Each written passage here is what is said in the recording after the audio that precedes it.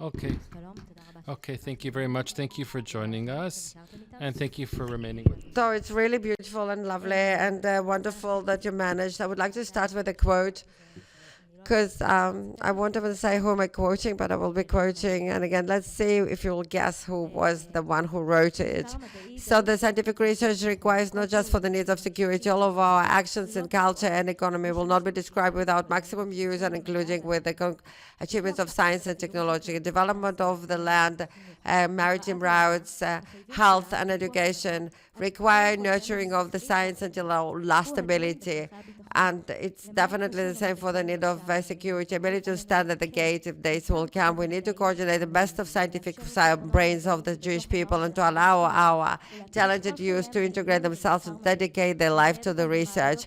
We'll create most advanced laboratories in physiology and biology, and we'll be building the development of the state and its security. So who did say that? Do you know? Yes, truthful, true that. As I said, okay, you know what, I will open it with a quote, but politicians do talk a lot, and Ben-Gurion was a politician, but he also did. He did put the money on the table for what he actually said, and when we really had here and quite modest abilities, we did send the youth to learn technology and science, understanding we don't have anything else during even the austerity period. And the question is, well, are we too drunk with us being startup nation? Did we lose what we had to invest? And I would be immediately addressing you with few questions. I'm very happy that I can host here on this stage again Mr. Dov Moran. He is a co-founder of Co-Ventures, Mr. Tzahi Schnerch, as the Deputy Director of the Innovation Authority, and Dr. Ariel Sobelman, a leading researcher in our center. And today we'll be talking about this wonderful research that's been launched in Hebrew and in English National Technology Plan in Israel. Ariel Sobelman. Yeah, you can take it with you, of course, obviously. So we have only 30 minutes. I'm coming from the reservist service, so we are very strict on time. So in the end, what we'll do actually will be asking you questions, then we'll have the same question asked to all. And you will not receive a fun question as Gal gave you, creating the government and etc. And now you can have all the fun. No, it will be a harsh question, so get ready, really. So the previous panel was dedicated mostly to the foreign investments in AI and the risk that will not be part of the global game, what the state did do or can do in order to address technological challenges, supervision of the government upon high tech, and lack of the attention of the government toward this field that is strategic advantage of Israel, in fact. And how can we embed the special values of Israel into our high-tech industry? And I will open with you, Mr. Dov Moran, with the first question.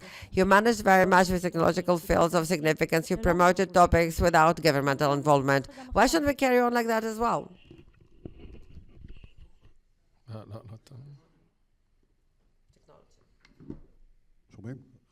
Okay, yes. Okay.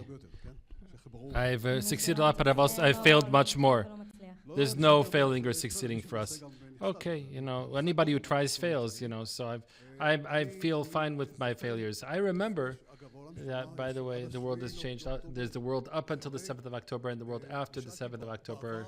And with the distant past before the 7th of October, I was asked, thanks to what is it why is Israel succeeding, and how, what is the Israeli government to do it?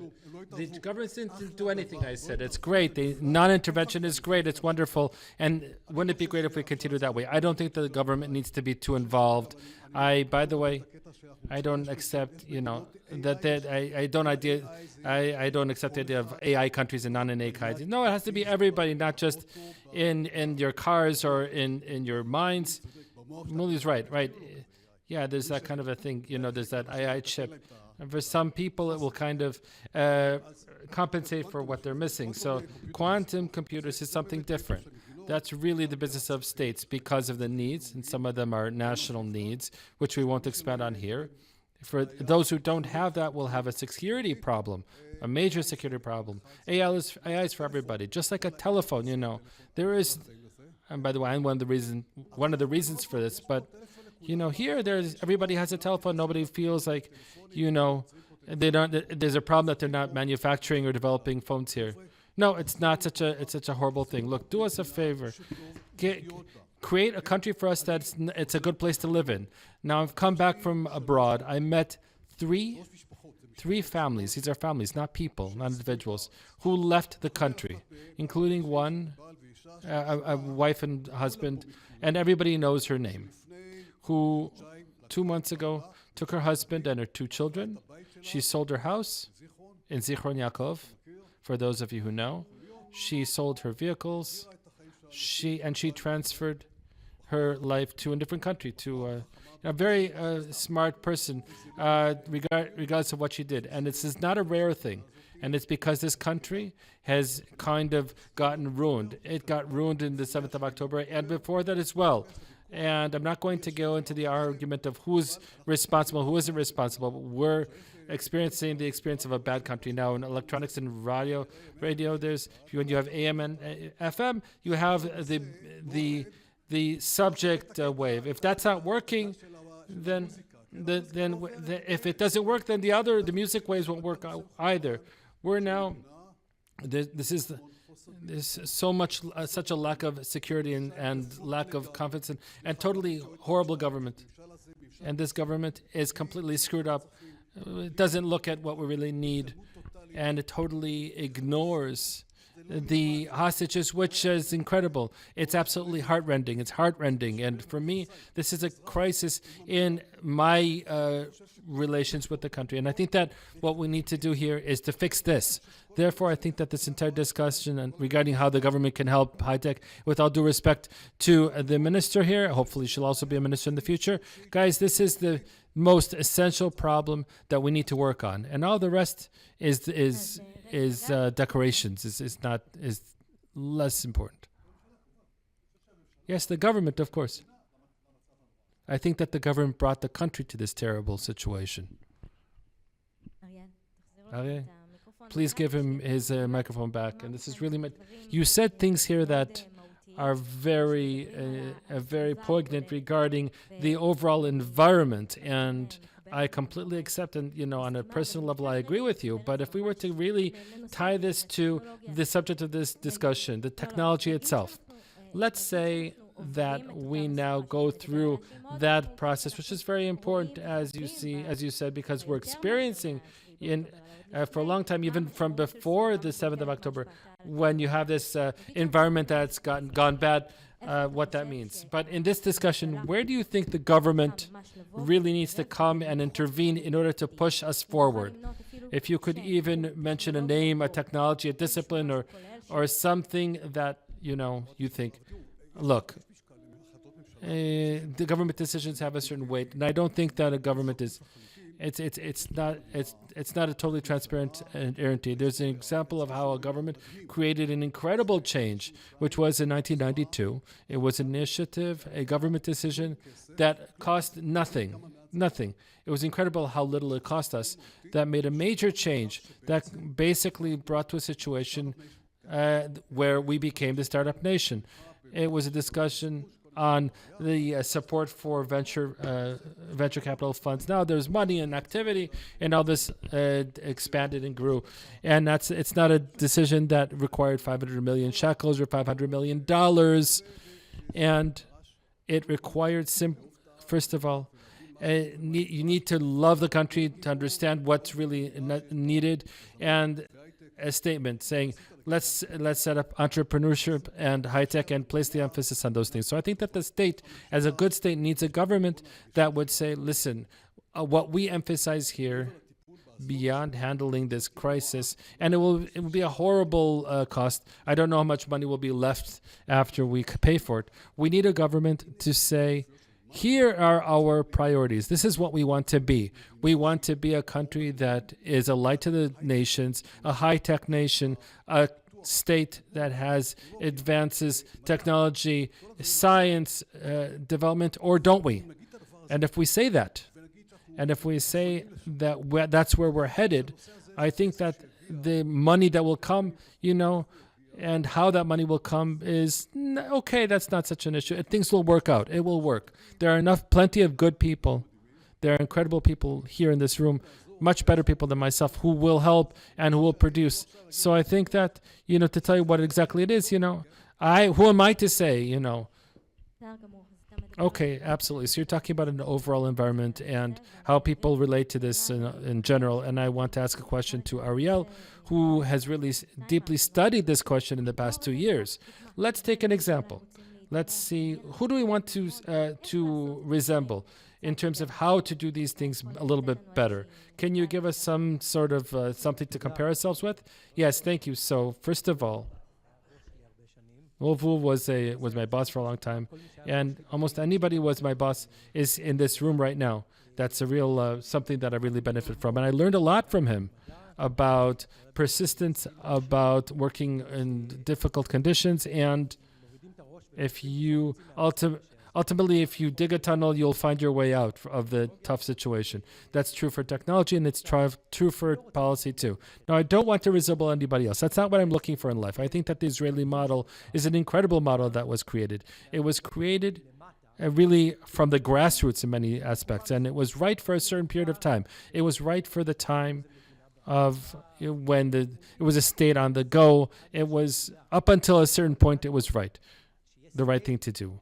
When you have to scale up, I think that it's difficult to continue with the model of things just working on their own. That's very difficult. That's good up until a certain level. But if we go into the discussion regarding the need for infrastructure, and I agree with Michael that resembles a lot more, resembles a road more than anything else. And it's also education. That's also infrastructure. There's a sentence in the United States, that they say that everybody says that there's some sort of a teacher to thank. That tax, this is basically a tax for the teacher that taught him how to build things. It's like the car that took that person to work in the morning. The state needs to be there for those heavy issues, those types of things. It's not something that the private market can do on its own. They're so far down along that infrastructure is always the state that needs to do the infrastructure. In that sense, I would like, if we need to resemble anyone, it would be to those countries that have already correctly identified what's happening in the world and the changes in the trends. Once we were indifferent to the question of where products are coming from. We didn't care. We would be used to going to the store, and we'd always find what we were looking for there. We never asked what country those things came from. Today, in this state, when globalization has changed, that doesn't exist anymore. So those countries that correctly identified and on time and decided that they need to create a national strategy to deal with this are the countries that Israel needs to resemble. And we have to internalize that we must. With regard to infrastructure, I don't see an alternative to government investment. And we see that other countries have reached the same conclusions. They invest those inputs. Israel, I feel, is lagging because it hasn't done it yet. Okay. When I'm looking at the details, when you talk about infrastructure, it's such an expanded term, really. So we need to zoom in into depth, and we need to understand what it means. There is an involvement of so many different governmental ministries, in fact, and very many different disciplines. So it's a lot of significant attempt, and you talk about the significant difficulties we experience. How can we even compete with those giants? When we look at the world of chips, for example, how can we compete with those giants that already exist and they're already ahead of us, and they did what one has to do in order to build infrastructure? Again, chips is not just the chip itself. At the top of the pyramid, there are the chips, but below there is a whole chain of value of different matters aside. You have the packaging factories, testing equipment. All of those matters, as again, I can quote Gideon Bensby, my boss, it's maybe not NASA rocket science, but it's also not a sweatshop. There are populations in Israel that do not have a niche in the current economy. You don't have this. You either have someone on Rothschild there, working in those firms in the startup, or you are some kind of, taken as a service provider. But if we'll be able to build and expand a little bit the niche, this industrial base of the states that will create jobs in other fields, lateral, not just a vertical growth, but a lateral growth as well. I think it will open so many different opportunities. I don't want to steal Tzahi's agenda. I know that in the Innovation Authority, they work in that. They do work in the development of human resources of the future and how to expand the industrial base. That's why we need to be so really. Let's move to you, Tzahi. And those of you in this panel, you don't just represent the state, you represent the entity that is training and incentivizing technology and innovation. What kind of tools you as an authority of innovation have in order to aid and help on the bigger topics that were presented here? So just a moment before I'll delve into the tools, I would like to present to you the angle, a certain angle that really relates to this particular place where we are at INSS. I want to talk about two layers. There is the macroeconomical tier, and there is also the tier of national security. And I'm saying national security, I don't mean just the security or defense, but also in senses of health, national health, nutrition security, and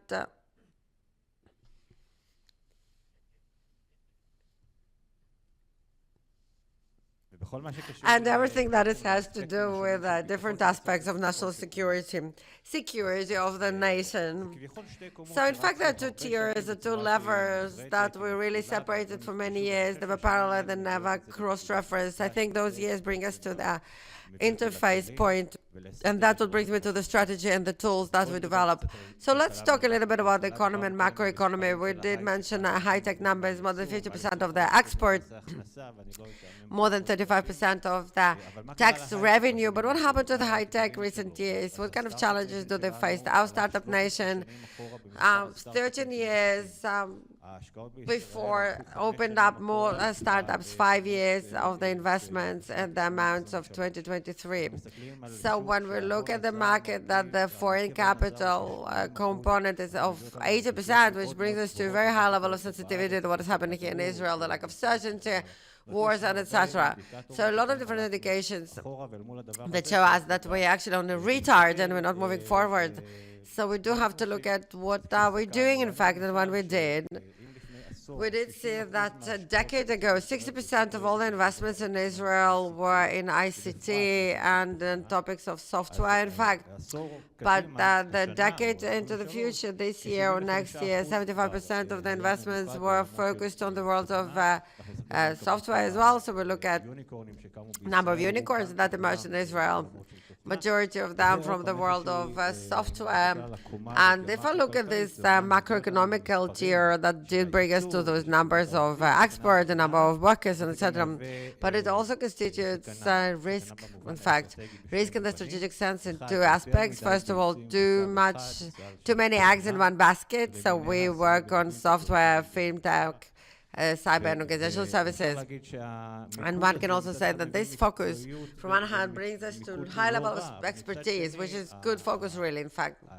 But from the other hand, technology comes in waves, and this particular wave of software of type I described right now, and naturally, at a certain point, will start to dwindle, and another wave will arrive, and the challenges that the humanity is facing, and we need to face those challenges. So when we look at the strategic level, what kind of problems the world is coping with? Problems of aging, problems of health, budgets, significant budgets of national budgets of all countries are paying to health, food, scarcity of water, so many challenges, and software will not solve those challenges, neither in Israel or ever in the world, or not on its own at least.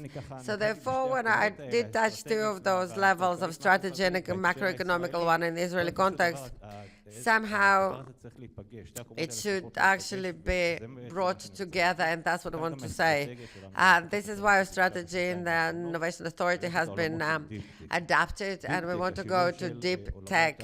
Deep tech, our software that we're so powerful in, and high tech, together with additional realms, such as, for example, biology, or other disciplines that are connected to sciences or deep sciences, and they will allow and they will facilitate, well, some call it the hair salon narrative, but 3 different points: diversity of Israeli high tech, not just software, for all the reasons I mentioned before.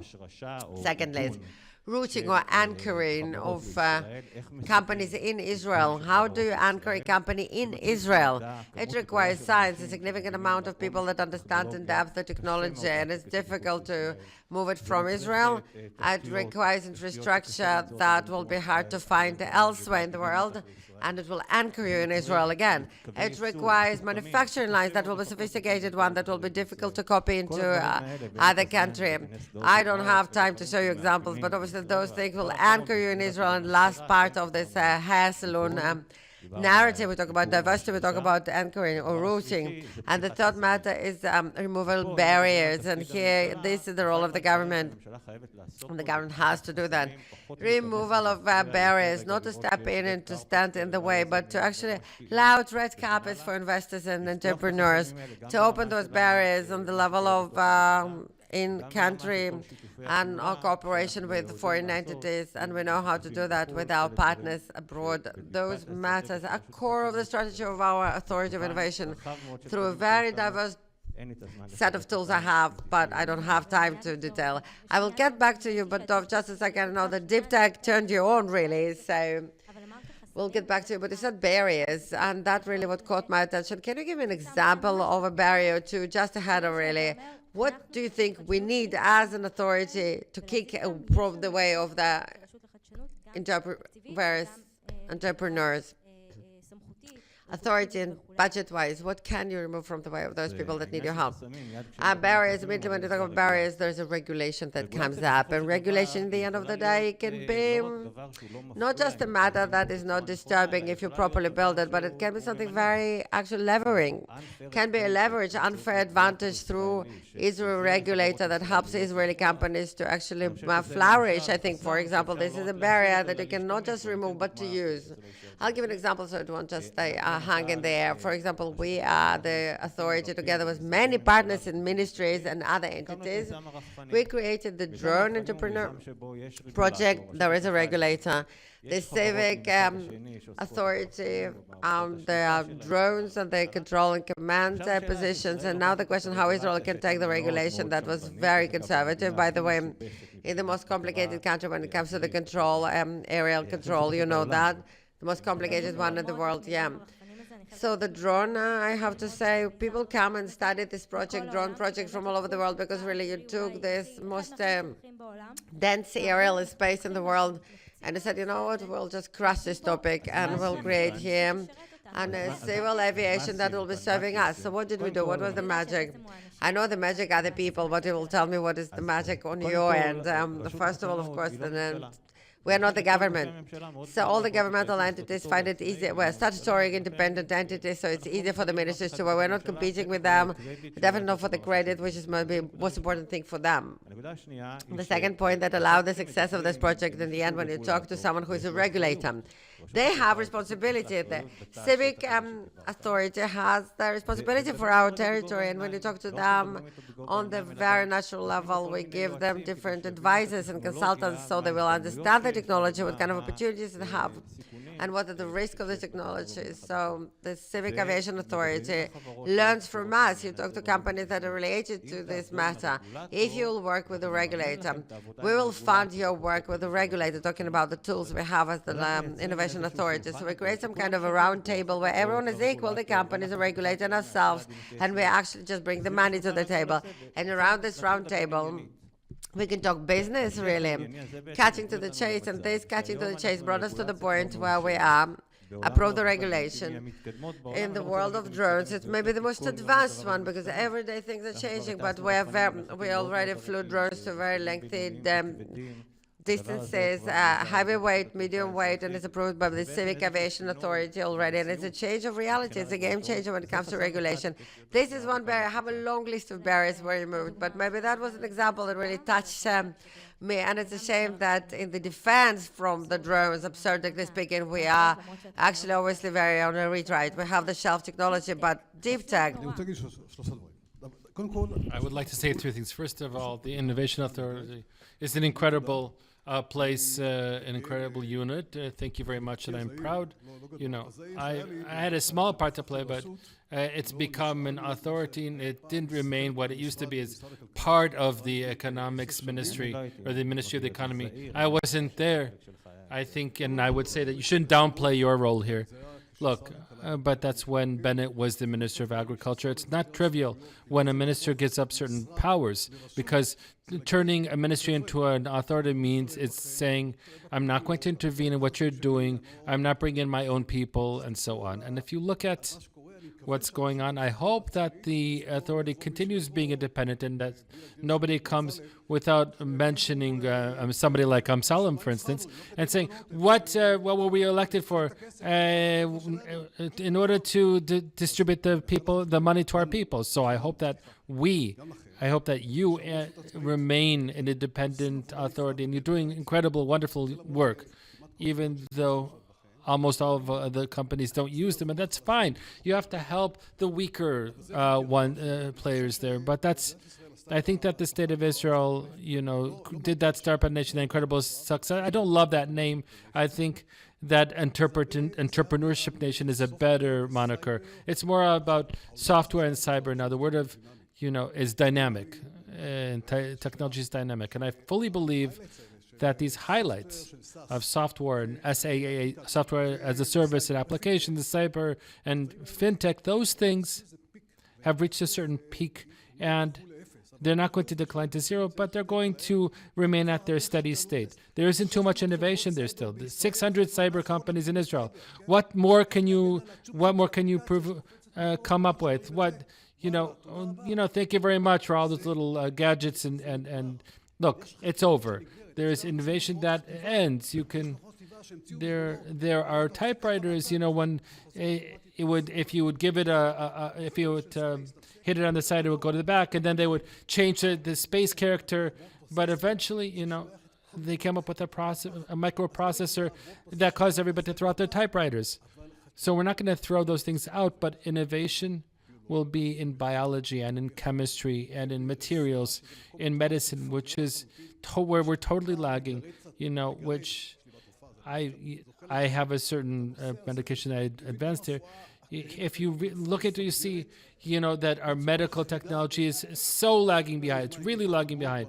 If I could give you some example, the women here, first of all, would faint if they heard what was going on. If you understand what types of things, what kind of nonsense they're feeding you in the world of medicine. I think that's here when the Innovation Authority, and I saw this recently, totally changes their direction and says that our focus is deep tech.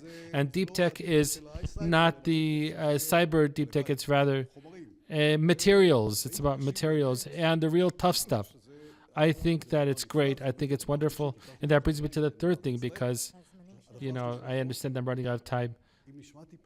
If I've sounded pessimistic, that's just how I sound. I'm an entrepreneur. I'm really an optimist. That title of VC, it's a little bit of an offense, but I've taken that offense not to heart. I'm not a VC. I'm still an entrepreneur. And entrepreneurs are ridiculously optimistic.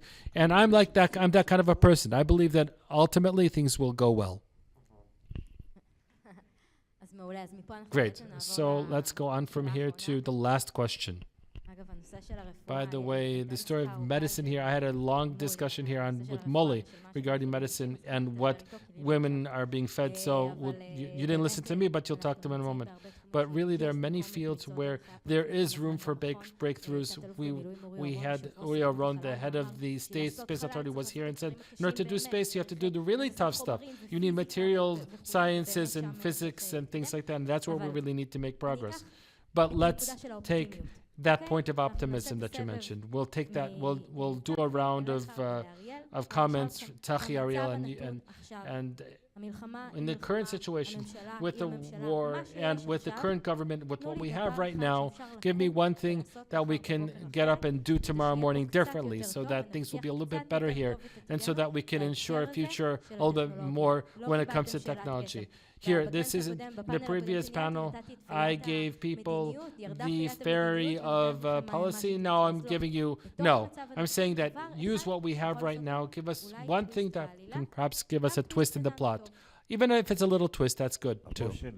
My boss, Dror Bean, the director of the Innovation Authority, is right now participating in panels in Davos in the World Economic Forum. And he is representing Israeli high-tech.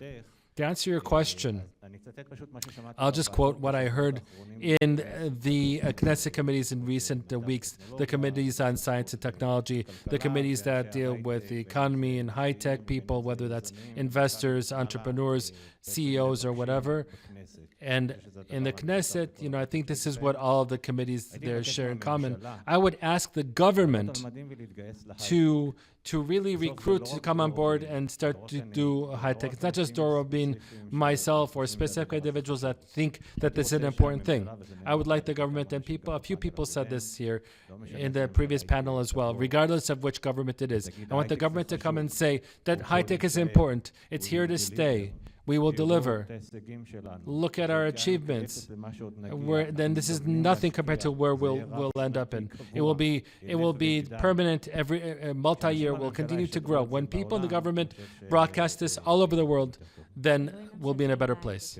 Okay, Dov. What was the question? Give us something little that we can do right now. It doesn't have to be little, but something with the current state of situation. The answer is change the government. That's it. Okay. Ariel. Here you're giving me a chance. I don't know if you meant to do so, but you kind of set yourself up for this. The short answer is to really adopt the national strategy for technology. So I'd be happy if you read this. It's really not that many pages. It's really quite an experience. It's in Hebrew. You can read it. There's also an English copy. Okay, gentlemen, thank you very much for those fantastic answers regarding optimism, optimistic spirit. Thank you very much. Thank you to all the participants. Thank you.